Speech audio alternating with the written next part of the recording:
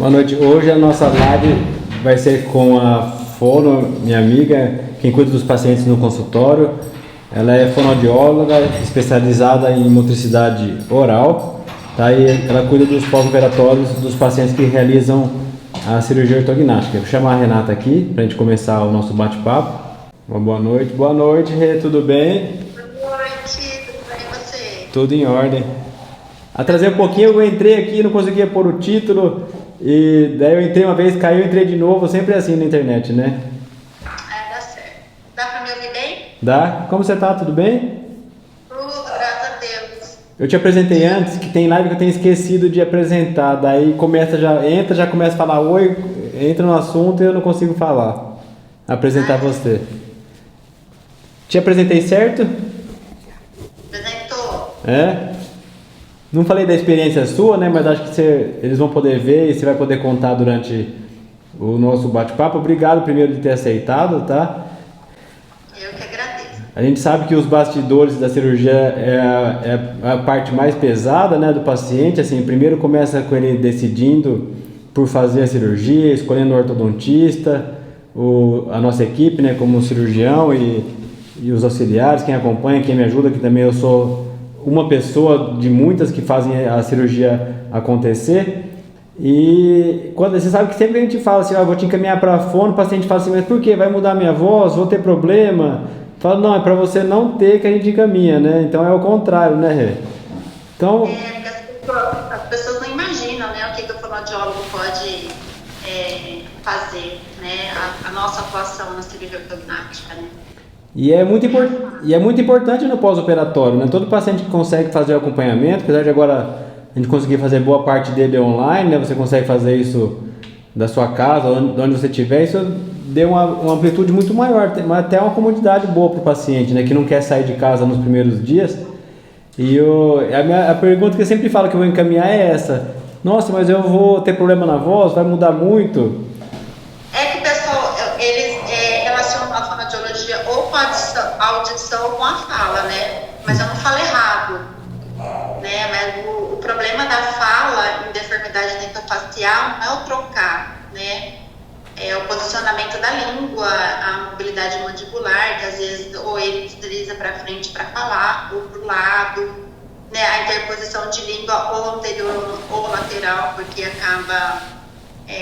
pode dar recidiva ortodôntica ou demorar o tratamento ortodôntico para finalizar, né? Demora mais a finalização.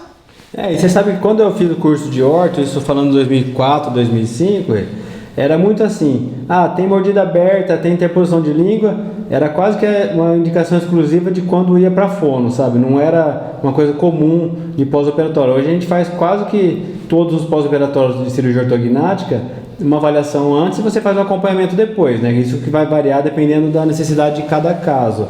Então acho que essa é a maior diferença hoje. Mas essa especialidade da motricidade oral também cresceu muito nos últimos tempos, né? Há quanto tempo você já trabalha com isso? Na ortognática, em casos odontológicos, 16 anos. Praticamente uma vida toda dedicada a esses pós-operatórios, né? A idade do meu filho, quase. Antes era a parte de fissura, né? Eu fiquei no centrinho um tempo. E depois que eu saí de lá, eu fui para cirurgia ortognática, casos odontológicos e acabei ficando. A fonoaudiologia, ela tem várias especialidades, né? Dentro delas, a motricidade orofacial, e dentro da motricidade orofacial existe subespecialidade, né? Então, eu acabei ficando especialista de uma das áreas da motricidade orofacial. Por um ponto é bom, mas por outro não é muito bom também, né? Que a gente acaba ficando restrita. Mas acho que não, porque ao mesmo tempo que se você faz tudo também, eu vi isso na minha especialidade. Quando a gente escolhe uma coisa, vai fazer uma especialidade específica, né, uma parte específica, você consegue ser mais referência, você consegue ajudar mais pessoas, porque a gente sabe que se você faz um pouco de tudo, você não tem um pedaço de tudo também, né? Não. E levou muito tempo, né, para eu saber, assim, o pouco que eu sei, né, para dizer que eu tenho uma experiência boa, né?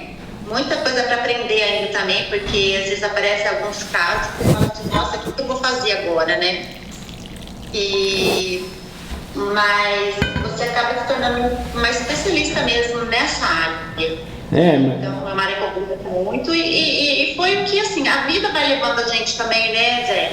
Não, com certeza, a gente escolhe e é escolhido ao mesmo tempo, né? Vai levando, vai aparecendo, aparece um caso disso, vai te levando para outro, daí um indica, não é que você vê, você está fazendo só a mesma coisa, né?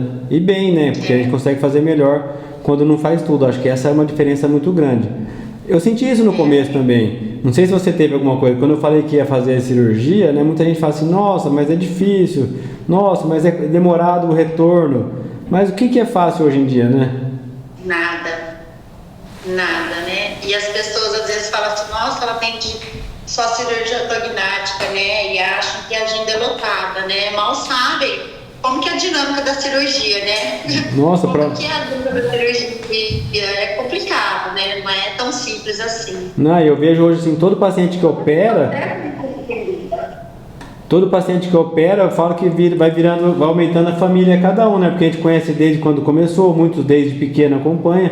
Então, começa que depois que opera, tudo que vai acontecer na vida, ele quer saber o que a gente pode fazer. Não, eu posso fazer isso, eu posso fazer um clareamento.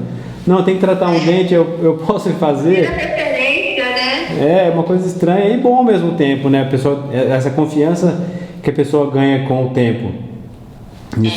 Aí, no meu caso, por exemplo, eles vêm atrás de mim depois para comunicação, né? Para falar. Como é que eu vou me apresentar? Você me ajuda? Né, para poder falar melhor, preciso dar aula, preciso dar palestra, né, juiz para dar audiência.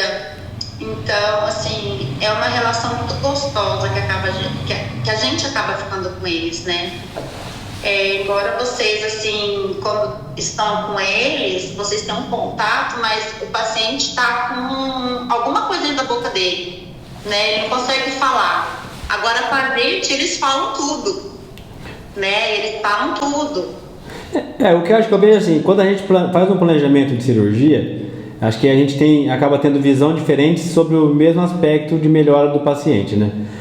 Eu avalio o paciente, vejo o que está em excesso ou deficiência e busco corrigir aquilo para o rosto ficar melhor, né? Acertar o perfil e a função da mastigação ficar ok, que é o que ele também quer. Não adianta falar assim, o rosto ficou lindo e não consegue mastigar, então tem todo esse lado para poder buscar. Então a cirurgia busca a função, a estética e hoje em dia a gente se preocupa muito com a respiração, né? Então isso acaba sendo os pilares, mas a gente não pensa na musculatura, em caso que tem desvio, daí que vem a parte importante da fono, né? Para buscar esse equilíbrio.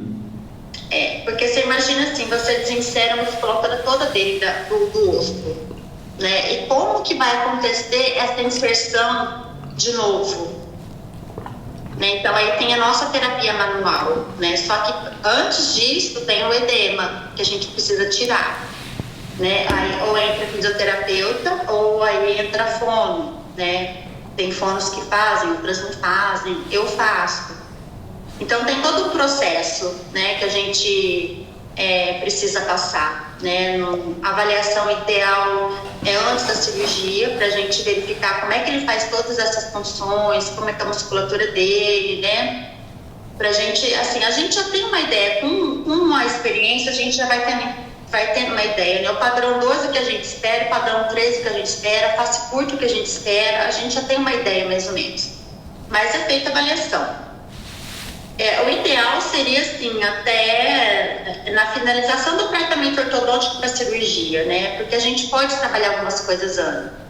Porque quando a gente trabalha algumas coisas antes, o pós-operatório é muito mais rápido. Ele passa melhor pelo pós-operatório, né? Passa melhor pelo pós-operatório. Porque você imagina, muda, né, toda a cavidade oral. E dentro, né, estudando a anatomia, neuroanatomia, neurofisiologia, dentro da cavidade bucal tem imensos, né, muitas terminações nervosas. Por isso que quando a gente vai fazer uma restauração do dente, você fala assim, nossa, parece que tem uma montanha de alto, né, e é um tiquinho. São as informações que é levado para o cérebro da gente, que interpreta de uma maneira muito maior. Então o paciente, ele fica perdido ali, né, onde fica a língua, como é que ele vai fazer para mastigar, para engolir, então fica um pouco perdido ali. E eu acho que isso, da gente sempre tentar buscar ajudar o paciente a passar um pós-operatório melhor, e quando a gente divide com mais especialidade, igual você já viu como a gente trabalha aqui, eu acho que o paciente sendo mais cuidado, eu acho que melhorou muito para mim o pós-operatório. Porque cada um vê pelo seu lado, entrega o seu melhor e o paciente recupera mais rápido. Então acho que isso é a maior vantagem da gente dividir os cuidados após a cirurgia. Porque minha parte praticamente você imagina, coloquei no lugar, chequei a mordida, tá certo. O que eu tenho acabou, tchau. o que eu vou fazer dali para frente é acompanhamento, uma orientação, mas eu fico limitado dali para frente no que eu posso mudar. Se não deu certo na cirurgia, não vai estar certo depois. Então, o meu é bem pontual ali. Tanto que a gente fala que cirurgia é uma coisa que começa e tem que terminar, né? O problema da cirurgia sempre é esse.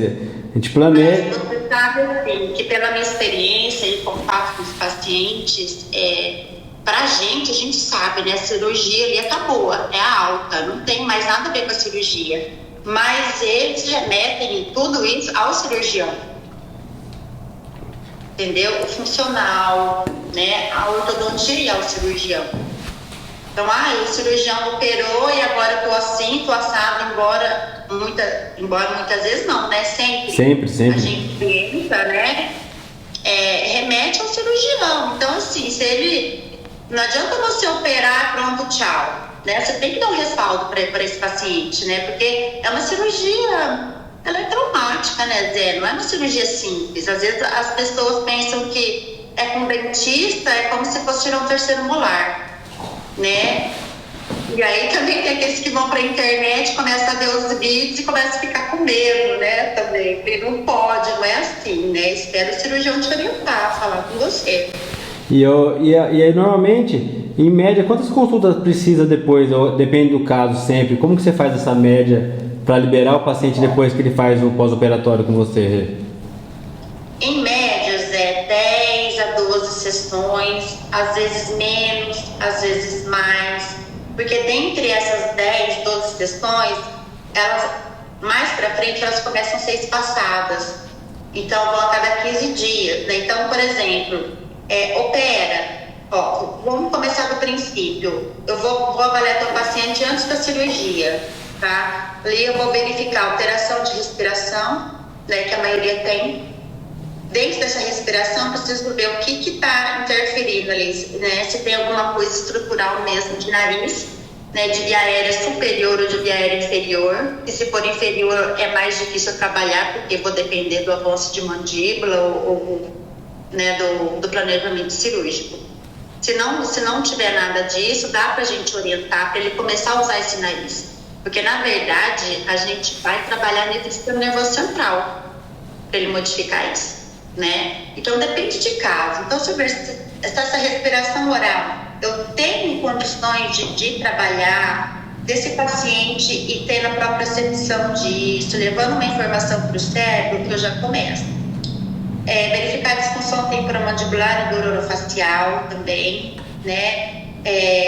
Porque a gente ajuda a diminuir essa dor também, né, antes da cirurgia.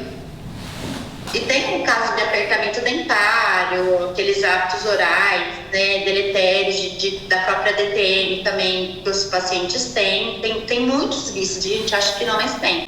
Não, e quanto mais a gente vai aprendendo, mais a gente vai ficando com medo e preocupado, investigativo ao mesmo tempo na pré-consulta, para tentar não deixar passar nada, né? Porque a pior coisa é depois você deixar passar e descobrir só depois. Assim, não é que é pior, dá para tratar, mas podia ter sido melhor o pós-operatório, né? Então a gente fica cada vez mais preocupado demais com essa avaliação antes, para não deixar passar nada. E o próprio planejamento de vocês também. Então, assim, uma voz com hipernasalidade, né? Uma voz fanhosa.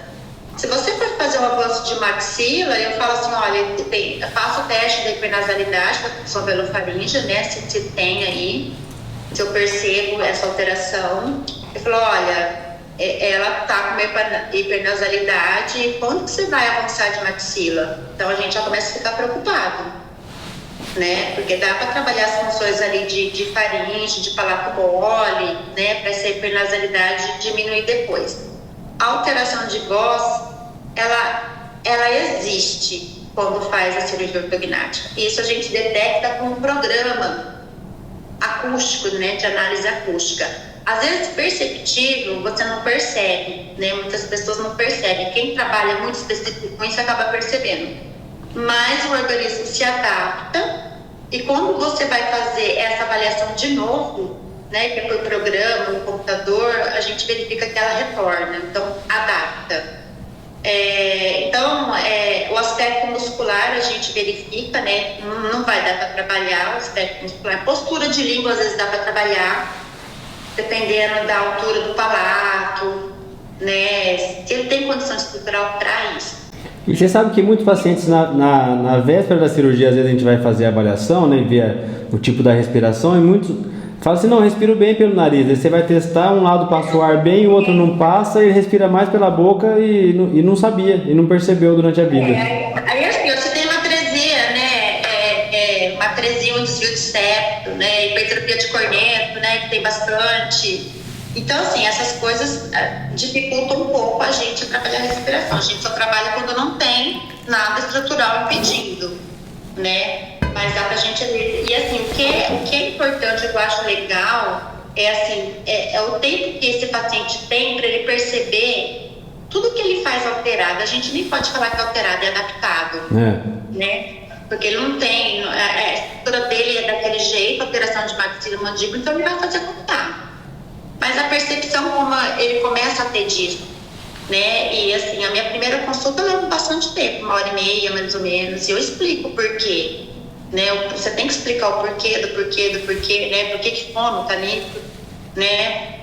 E aí vem o pós-operatório, então eu preciso eliminar esse edema. Depois do pós-operatório é trabalhar edema, mímica facial, a respiração nasal, postura de língua habitual em repouso, quando ele não está engolindo nada, e para engolir saliva e líquido, né, que é a dieta que vocês liberam no início. E ele agir assim, são etapas, né, e conforme vai acontecendo a evolução da cirurgia, vai acontecendo a nossa evolução também. E isso daí a gente começa normalmente uns 5 dias depois da cirurgia ser realizada, mais ou menos, vamos colocar assim em média para o paciente saber, ou para quem for assistir depois, mais ou menos isso, né, que a gente espera. Isso. Espera passar o edema mais agudo, espera começar a ter uma melhora e já começa a fazer a movimentação. O uso dos elásticos atrapalha alguma coisa para fazer? Eu acho que ele remove para poder fazer o exercício que você passa, né? A mobilidade mandibular de abertura ou lateralidade eu só faço depois que vocês liberam, né? Embora eu sei que com 10 dias ou até antes já dá para trabalhar a mobilidade mandibular, mas eu espero o cirurgião liberar. Olha, Renato, pode trabalhar, e eu trabalho. Quando tem a física também, a gente divide isso, né? A física faz uma parte, eu faço outra, né? Aí eu entro um pouquinho mais pra frente. Isso é legal, tá todo mundo engrenado, né? Todo mundo sabendo. Não, porque às vezes tem paciente que opera, daí eu vejo assim, tá com você, tá com a Camila, com a físio, daí eu vejo, nossa, faz uma semana que o paciente não dá sinal de vida, vou ver o que aconteceu. Não, tá tudo bem, tô vendo a Renata, tô vendo a Camila, tá tudo certo, não preciso de nada. Daí isso também me tira um peso das costas, eu dividir. Mas isso já é uma tranquilidade pra vocês, né? Nossa, pra caramba, né? Mas é por causa disso. Imagina que se você pensar na cirurgia ortognática, a pessoa faz para ganhar um perfil melhor. Nos primeiros dias que o rosto ainda está inchado, tudo que ele espera não está presente ali. Então, deve ser um negócio muito... Tem que ter um psicológico assim, não, eu operei, estou inchado, eu sei que vai passar, daqui uns dias eu vou ver meu resultado. Ele tem que estar ciente disso, né? Porque tudo é um processo, a própria natureza ensina isso pra gente, então, né? Então isso tem que estar bem trabalhado na cabeça antes para poder... Então, etapas, por exemplo, a mímica facial, né, quando a gente dá exercício, ele não vai ter uma mímica facial boa se ele tá com edema, né? A gente trabalha para ir mesmo, até para oxigenar a musculatura, aumentar a circulação sanguínea também daquela fibra muscular, né, que ajuda também, mas ele não vai ter uma mímica facial assim em 1 semana, 2 semanas, né? tudo é um processo. Então, assim, a gente precisa tirar o edema primeiro, esperar essa cicatrização óssea, né? No nosso caso, quando a gente precisa trabalhar tônus muscular, né? No caso do respirador oral, que tem a tonicidade de língua, de bucinadores, masseteres, né? Para depois trabalhar a mastigação, né? Que o masseter participa. E o que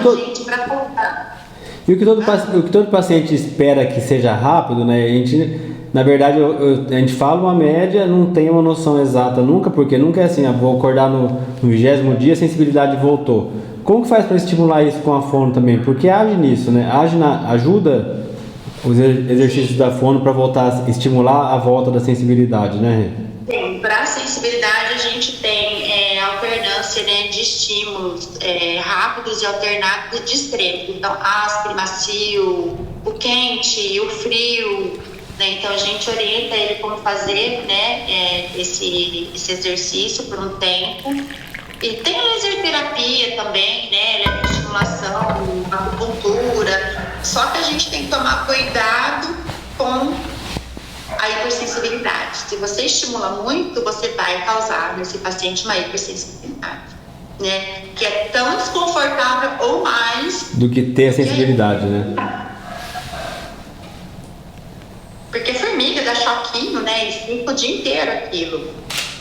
E depois que passa esse período do pós-operatório mais imediato, vamos falar assim, depois dos 40 dias, que daí o paciente já começa a voltar ao normal, já começa a voltar a mastigar e praticamente fica livre da gente por um tempo. De quanto tempo vai sendo esses retornos? Até ter a alta da fono, a da orto? Aí assim, no pós-imediato, eu vou a cada 15 dias mais ou menos e eu vou orientando. Se ele quer que eu faça essa drenagem, né, facial nele, eu faço. Aí ele vai 3 vezes por semana no consultório, eu faço. Ou uma vez por semana, porque eles estão voltando com vocês, né? Sim. Eles voltam com vocês, então voltam comigo. Agora com online, não. Aí eu ensino a fazer em casa. Aí eu espaço a cada 15 dias. Depois que vocês liberam, falam, olha, tá cicatrizado, tá tudo ok, libera para orto, modificar o elástico, né? Fazer movimentação dos dentes, para fono. Aí a gente já trabalha. A abertura de boca, eu não trabalho de forma ativa, né? Empurrando com a mão ou empilhando espátulas, né? Eu trabalho de forma passiva, né? Abertura de boca com guia de língua, porque o que eu quero? Eu não quero que ele abra a boca simplesmente, eu quero que ele abra essa boca reta, porque tem articulação ali.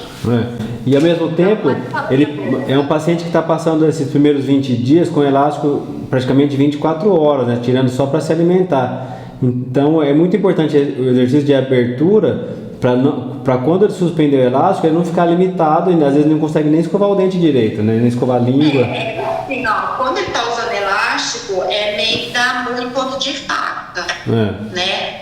Então, ele está usando elástico o dia inteiro, ele tira para comer, aí ele vai fazer. Assim, o objetivo principal disso daí é lubrificar a articulação. Não deixar parado, né? Ele não vai ganhar abertura ali. Né? Ele vai fazer o exercício de abertura de boca 2, 3 vezes por dia, né?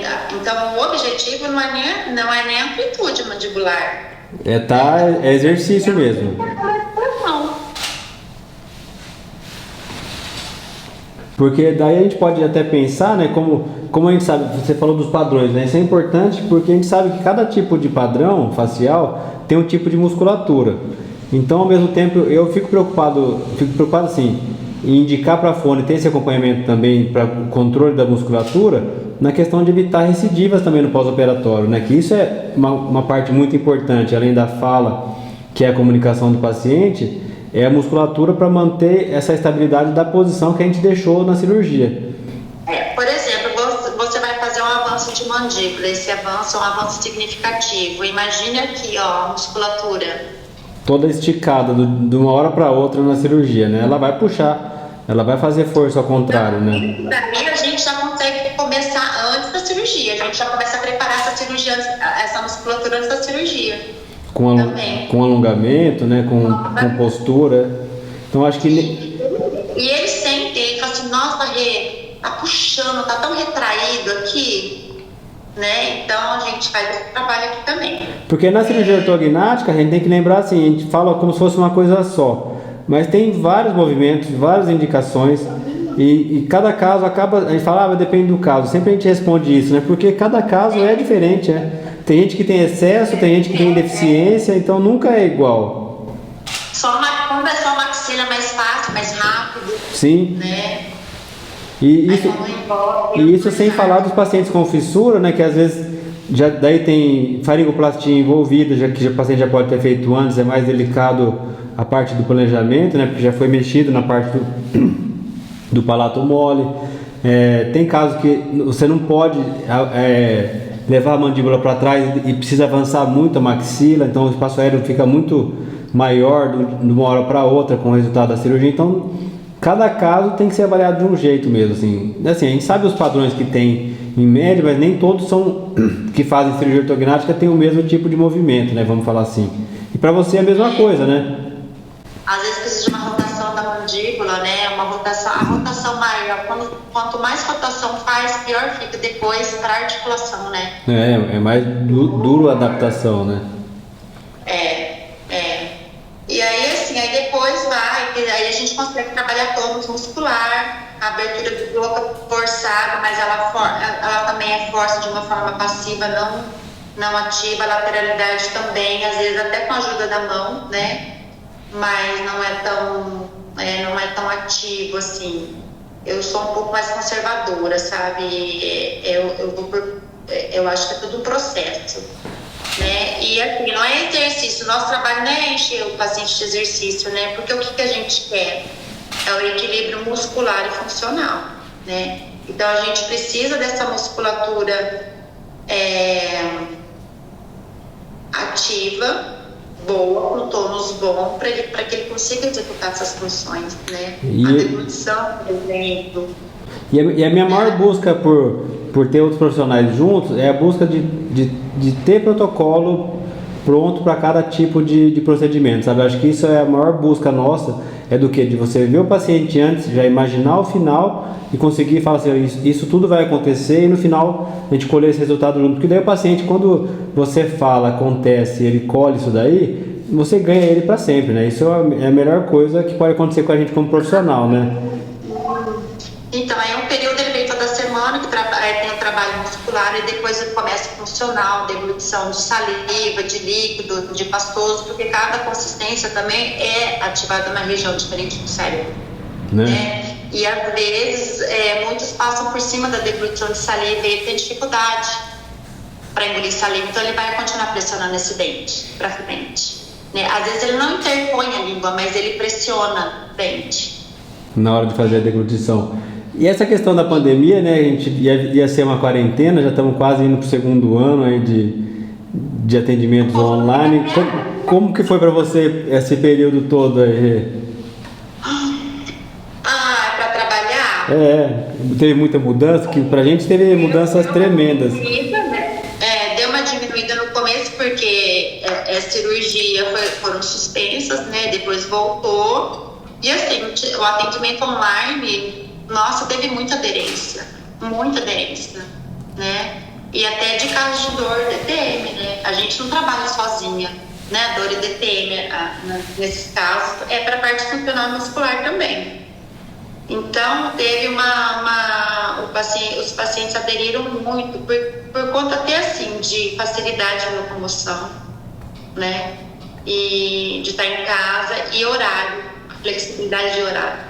Então, às vezes eu atendo à noite, eu atendo de sábado, esse final de semana eu atendo de sábado, eu atendo de domingo, né? Então, assim, a gente também tem que estar disposta a fazer isso, né? Mas acho que essa adaptação, porque a gente fala assim que o normal, acho que é a questão de hoje, né? Muita coisa que veio com a pandemia não vai voltar, né? Porque essa questão, imagina um paciente que está tratando tudo online, está dando certo, ele não vai querer ir no consultório, né? Assim, algumas... A avaliação primeira, o ideal é presencial, né? Quando possível, o presencial ele é importante. Vamos falar que é o padrão ouro da avaliação, né? Para a gente poder acompanhar, porque esse acompanhamento remoto eu já venho fazendo há muito tempo, né? Porque opera aqui, acompanha aqui com os retornos. Quando vem com o cirurgião, eu tô aqui, eu vejo. Quando eles vão embora, o meu acompanhamento continua sendo remoto, né? Porque muitas vezes não tem fonoaudiólogo na cidade que eles estão, né? Ou tem, mas eles não querem, eles querem ficar comigo. E assim, e se o caso está complexo, o paciente não consegue desenvolver bem, aí eu peço um presencial quando possível, eu acho bom. Então, quando eu acho que precisa, que tem uma dificuldade maior ali, eu gosto do presencial. E o que a gente estava falando da questão da especialidade, né? Eu acho que quando a gente começou a trabalhar a fono e a físio junto, muitas coisas batem, né? Se encontram, mas tem funções separadas no pós-operatório, né? Tem. Então, começa a físio, né, com a parte do edema, então daí eu já não entrei muito, né? Porque ela já está fazendo, ela já faz. A parte de abertura de boca também, né, mobilidade mandibular, ela também. Aí depois eu fiquei mais pro funcional, pro muscular e pro funcional. Né, mas eu vejo que muitas coisas chegam muito próximas uma da outra, né? Apesar de serem coisas totalmente distintas, né, na indicação, eu vejo que a físio e a fono são coisas que batem perto, né?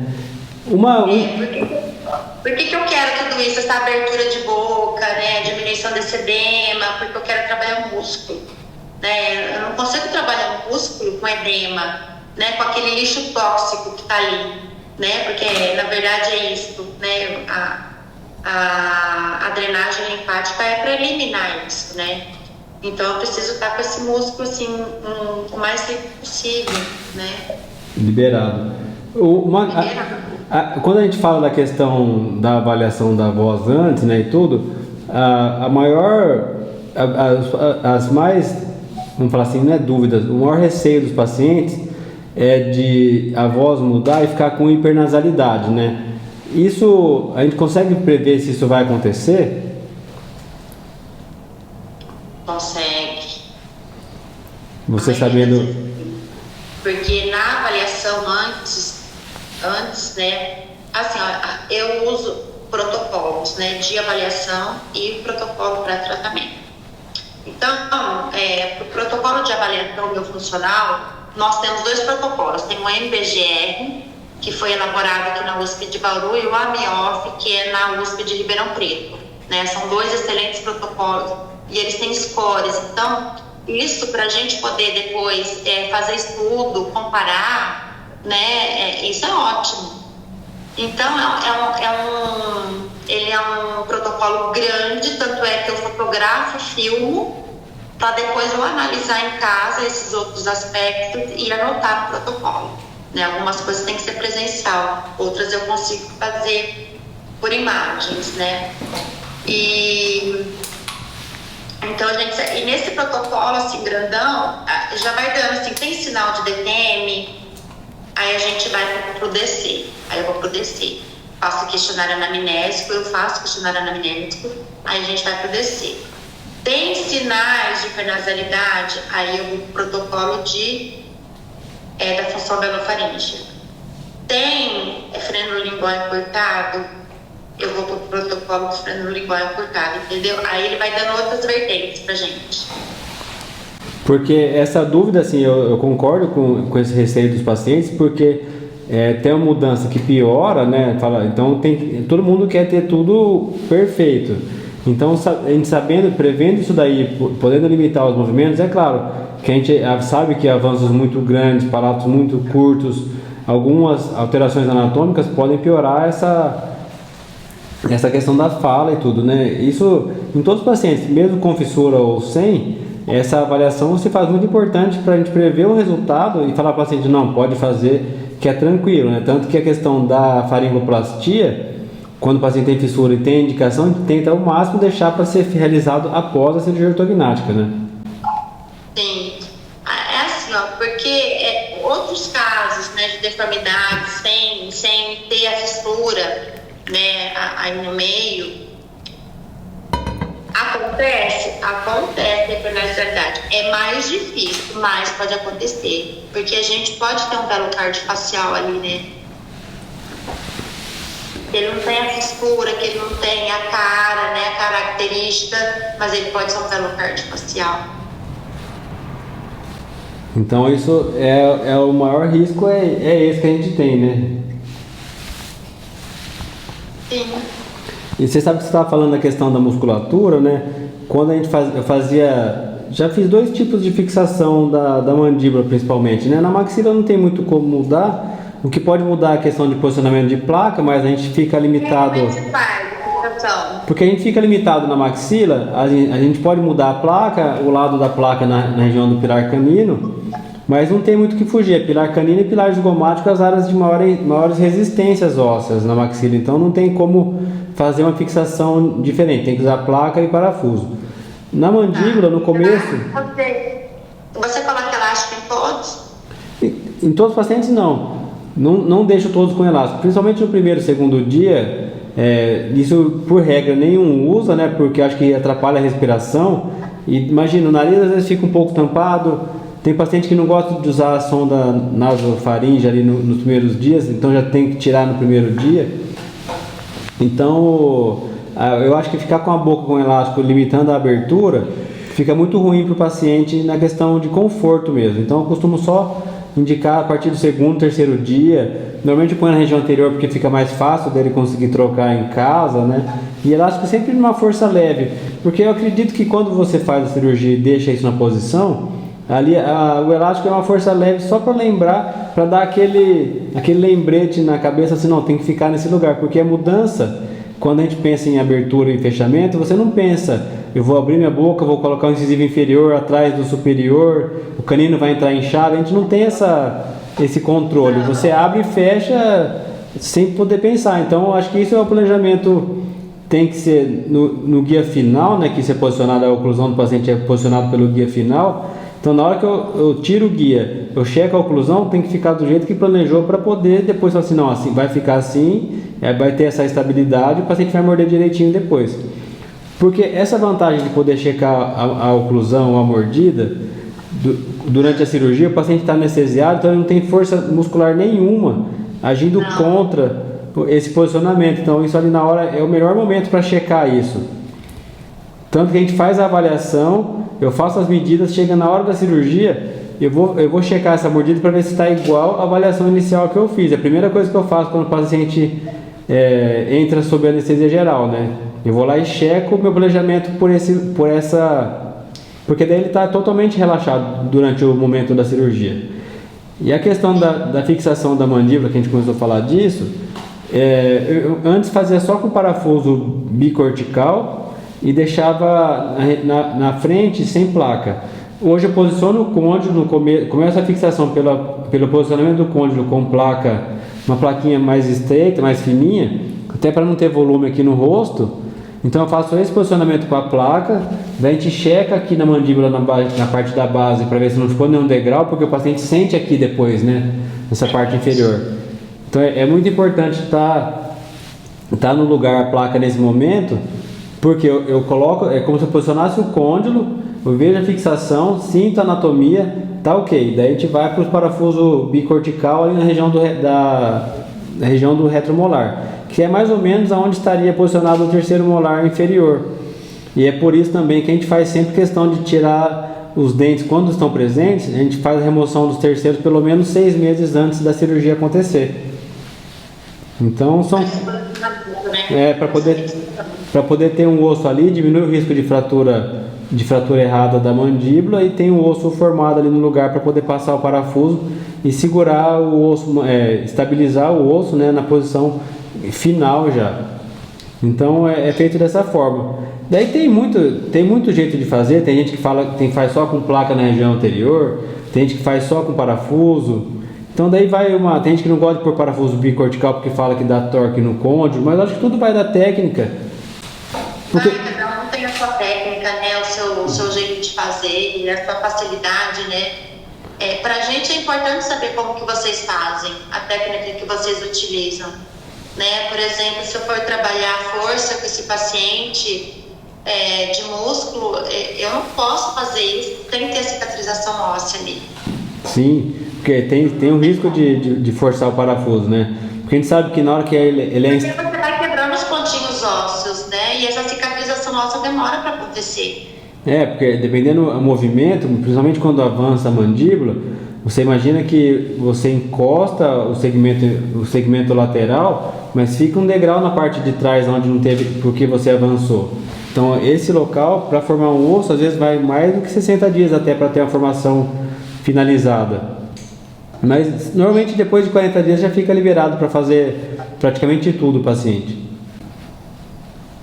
Então, daí a gente, voltando no tratamento fonoaudiológico, liberando, a gente trabalha a força muscular, né? Quando passe curto, por exemplo, que tem apertamento, né? Você tem que relaxar, você não tem que aumentar, né? A gente tem que relaxar. E que é o mais difícil trabalhar a face curta. Sim, com certeza. Em todos os sentidos, acho que é o padrão mais trabalhoso, de movimento cirúrgico, de recidiva.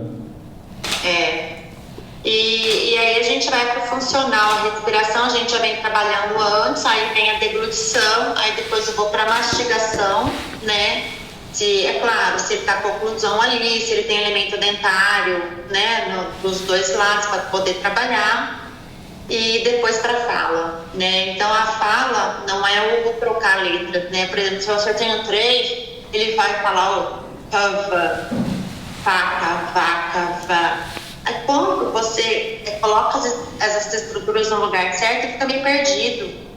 Então, assim, às vezes com uma orientação, o paciente ele já pega o jeito, ele já consegue fazer, né? Outros já se adaptam facilmente, né? Então, por isso que a gente fala assim, depende do caso, depende do paciente, depende da condição neuromuscular que ele tem, né? Então às vezes a pessoa fala assim, nossa, mas que saco, né? Cada caso é um caso, mas cada caso é um caso, né? A gente fez um programa de tratamento para deformidade, né? Para reabilitação de ortognática, a gente colocou o básico do básico ali, porque é muito individualizado, né? Não dá para você fazer tudo a mesma coisa para todos, né? Então, às vezes, assim, tem duas pacientes que normalmente sempre coincidem, o atendimento online coincide no mesmo dia. A cirurgia foi a mesma coisa, alteração funcional e muscular diferentes. Aí, então, se eu dou um exercício para uma, o objetivo é para uma coisa. Aí eu dou o mesmo exercício para outra, mas o objetivo é outra coisa. Mas como elas têm contato entre elas, eu falo, olha, vocês estão fazendo, parece que é igual, mas não é, viu? Não faça junto. Assim, e para elas sim, assim, assado. É diferente, né? Tanto é que a evolução é muito mais rápida, da outra é um pouco mais demorada. Mas você deu alta para ela, não deu para mim. Mas é diferente, né? Você tinha mais operações, né? E aí depois eu vou espaçando, sabe, Zé? O espaço. Eu vi a parte muscular tá ok, funcional e tal, porque a gente precisa da automatização dessa função. Porque senão, não automatizar, nível do sistema nervoso central, ele volta a fazer como ele fazia antes. E esse ano a gente teve um paciente que não foi você que acompanhou, mas ela operou no começo do ano, já com data do casamento marcado. E esse último paciente que a gente fez agora, esse paciente que você acompanhou, ele também ele marcou a cirurgia porque ele já tinha uma data para poder fazer uma apresentação. É duro esses desafios, né? Porque ele fala, não, pode dar certo, tem que dar certo e vamos lá, acredita e vai, né? Tem que ter fé nas coisas também, né? Na apresentação dele, eu falei, né? Passei algumas orientações, olha, antes você pode lá numa salinha, você faz assim, assim, assado, né? Eu fiquei preocupada também, né? E depois eu perguntei, aí deu certo? Não, deu tá tudo ok. Porque quando a gente tem essa pressão, você fala assim, não, a cirurgia vai estar feita, não, todo mundo vai te ver, mas prometer que vai conseguir falar ou que vai estar bem na foto ou alguma coisa assim, às vezes eu fico com receio de assumir isso, porque a gente sabe que é pelo que você falou, porque cada paciente é de um jeito, né? Você falar isso é um risco muito grande, né? Porque é aquilo que eu falei, é um processo. A gente tem que deixar ele consciente que é um processo, né? Que a cirurgia ortognática, você não vai se recuperar em um mês, em 2 semanas.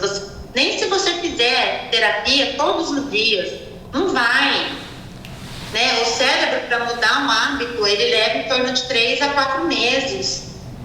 Né? O edema não faz sumir de uma hora para outra. Imagina, você descolou o tanto de músculo que você descolou do osso, né? O quanto de edema que esse paciente ele vai ter, né? Vai criar esse líquido com esses tóxicos, né? Esses resíduos para proteção mesmo do organismo, que o organismo ele faz. Não vai. Ele pode fazer drenagem todos os dias, ele pode fazer fono todos os dias, eletroestimulação, cultura, um monte de coisa, que não é um processo. Tem um tempo biológico para a gente seguir, né? Acho que esse é o ponto que a gente sempre tem que lembrar, que não pode se esquecer disso, né? Porque tem um tempo que o corpo precisa para formar um tecido novo, para o músculo voltar a ter aderência no lugar. Mas o que eu vejo de maior vantagem quando o paciente faz acompanhamento na fono, com a fono no pós-operatório, é aquela questão: o paciente, quando faz ortognática, nos primeiros dias parece que ele fala com a gente sem ter expressão, principalmente os músculos da mímica, esses músculos orbicular e os músculos da face na região anterior. Então parece que o paciente fala, ele não tem uma expressão ainda boa, e quando ele começa com a fono logo nos primeiros dias, eu acho que ele tem esse retorno mais rápido dele falar, e você vê que ele está se expressando melhor. Não tem essa expressão porque ele está perdendo. Mas eu acho que assim, quando ele não faz nada... A sensibilidade também atrapalha. Mas eu acho que assim, quando o paciente não faz nada, fica só em casa esperando, e quando ele faz o acompanhamento, esse retorno da expressão é muito mais rápido. Ele demora mais. Né? Então acho que se fosse... Demora mais. Se fosse ver uma vantagem só de ver isso daí no paciente chegar lá com 1 semana, 2, já começar a ter melhora na expressão, já é um sinal muito grande. Porque o paciente fica o dia inteiro depois que opera, Renata, você sabe disso. Ele começa a se olhar no espelho o tempo inteiro. E isso é bom, porque eu falo isso também. Olha, se olha no espelho, se identifica, para você reconhecer a tua face nova, porque tem casos que o paciente, depois que ele opera, ele não se reconhece. E eu li até um artigo sobre isso, né? A nível de neurônio mesmo, isso acontece, desse reconhecimento. Às vezes é uma mudança tão pequena que a pessoa não consegue se reconhecer ali. E a gente vê que melhorou muito, que ficou muito mais bonito, que rejuvenesceu, mas ela não se reconhece ali, né?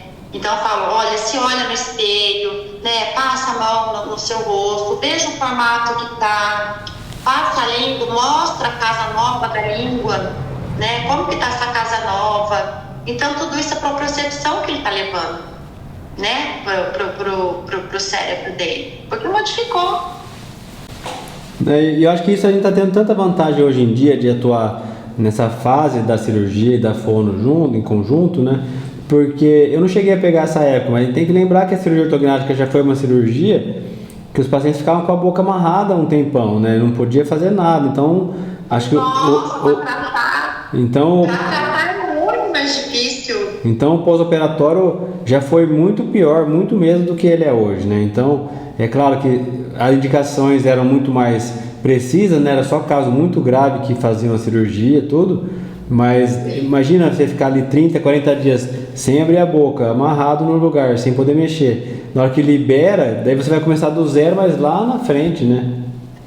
Com um atraso enorme de recuperação. Então, acho que essa vantagem que a gente tem hoje, e os pacientes que optam por tratar hoje já pegou um caminho muito melhor do que já foi no passado. Isso sem sombra de dúvida. E eu procuro ganhar tempo no tratamento quando ele está nessa recuperação em casa, porque ele adere mais, porque ele está em casa. Depois que ele volta a trabalhar, aí já complica um pouquinho, né? Embora, assim, falar para você, a maioria dos pacientes aderem ao tratamento. A maioria deles. Graças a Deus.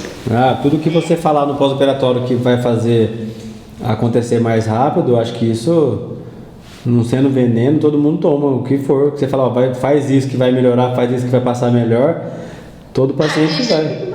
Não, tem casos que não querem, tem casos que os pacientes não querem fazer, acham chato, não tem tempo, eles não conseguem ver melhora nisso, porque assim, para eles, o melhorar é abrir a boca e comer. e você fala assim, deu. O cirurgião falou assim, alta, ele acha que é alta de tudo. Acabou, não quero mais ver ninguém. Eu falei, não, você não tá de alta, comigo você não tá de alta, mas isso eu já explico lá atrás. Lá na avaliação eu já explico pra ele. Porque você falou que você tá de alta, meu, acabou. Acabou, tchau, até amanhã. Acabou, tchau. Então para ele melhorar, nossa, eu tô respirando, né? Porque avança a mandíbula, o espaço aéreo aumenta, então ele começa a respirar melhor. Mas se ele não usa o nariz... Se ele não treina isso, né? Não treina usar. Esse nariz, as estruturas ali, ela vai fechar de novo por falta de uso. Entendeu? Não vai usar, por mais que aumente o espaço, ele tem que aprender a mudar a respiração de como era no pré para o que vai ser no pós-operatório, né?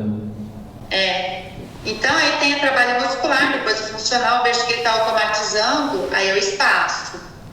A cada 15 dias, aí vai uma vez por mês, né? Vou acompanhando, olha, porque assim, eu não encho o paciente de exercício.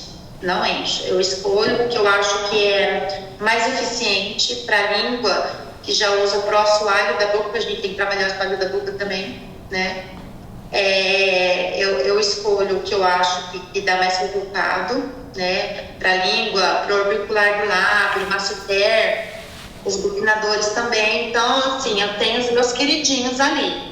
Né? Se eu vejo que o paciente tem dificuldade em executar aquele, aí sim eu troco, aí eu coloco. Se não, vai embora, são esses aí. Aí entra para a parte funcional, né? Porque o meu objetivo é o funcional para deitado. E nesse espaçamento, às vezes, quando ele volta, quando espaça muito tempo, volta, ele regrediu alguma coisa. Aí fala, não, vamos retomar. Então é um empurra e puxa o tempo inteiro, né? Mas isso é normal, né? O paciente no começo fica mais empolgado, depois perde um pouco a motivação durante o caminho, a gente tem que voltar. Eu acho que em tudo acaba sendo dessa forma, mas acho que isso tem valido muito, essa busca que a gente tem tido em melhorar o pós-operatório, em cuidar melhor dos pacientes. Acho que isso é o que faz a nossa diferença, assim. Tá bom?